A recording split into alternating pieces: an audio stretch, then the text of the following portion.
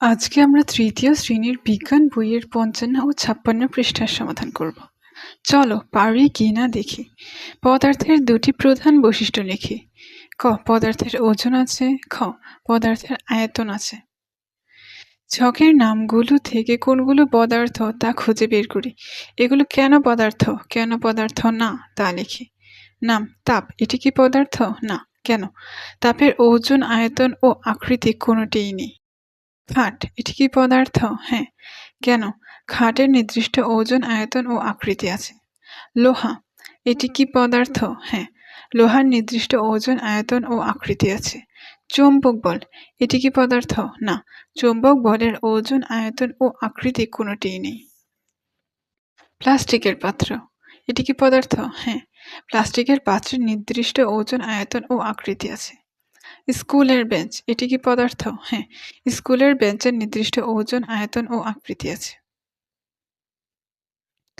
নিচের বস্তুগুলো কেমন ধরনের পদার্থ? কঠিন, তরল ও বায়বীয় তা শনাক্ত করি।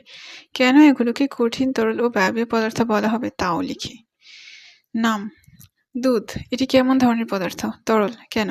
নিজস্ব ওজন ও আয়তন আছে কিন্তু নির্দিষ্ট কোনো আকৃতি নেই। পাথর কঠিন পদার্থ। পাথরের নির্দিষ্ট ওজন, আয়তন ও আকৃতি আছে।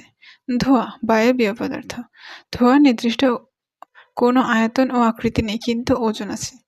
নিচের বস্তু জোড়াগুলোর মধ্যে কোন বৈশিষ্ট্যটি ভিন্ন তা লিখি। বস্তু জোড়ার নাম পাথরের টুকরো এবং সোলার বল। কোন বৈশিষ্ট্যটি ভিন্ন? পাথরের টুকরো শক্ত, সোলার বল নরম। স্টিলের এবং কাঠের চামচ। স্টিলের চামচ আঘাতে ঝনঝন শব্দ করে কিন্তু কাঠের চামচ ঝনঝন শব্দ করে না। মোম ও লোহার রড। মোম অল্প তাপে গলে যায় কিন্তু লোহার রড অল্প তাপে গলে না। নিচের বস্তুগুলো কেমন ধরনের পদার্থ? চুম্বক, অচুম্বক তা শনাক্ত করি। চুম্বক পদার্থ লোহার আলমারি, পিন। অচুম্বক পদার্থ বই, মাটি। নিচের বস্তুগুলোর ক্ষেত্রে কী ধরনের সতর্কতা অবলম্বন করতে হবে তা লিখি। বস্তু গরম বস্তু সতর্কতা, ঠান্ডা হওয়ার জন্য অপেক্ষা করতে হবে অথবা কাপড় বা ন্যাকড়া দিয়ে ধরতে হবে। কাচের তৈরি বস্তু এমনভাবে ধরতে হবে যেন হাত থেকে পড়ে ভেঙে না যায়। ছুরি জাতীয় ধারালো জিনিস এমনভাবে ব্যবহার করতে হবে যেন নিজে বা অন্য কেউ খোঁচা খেয়ে আঘাত প্রাপ্ত না হয়।